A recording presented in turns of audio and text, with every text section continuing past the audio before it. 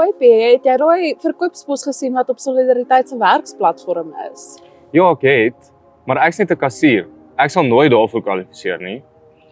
Ag nee man P, jy is baie meer as dit. Jy is 'n kliëntediensboffin. Jy dra die reputasie van die besigheid op jou skouers. Jy is die gesig van die besigheid. Dis baie groot.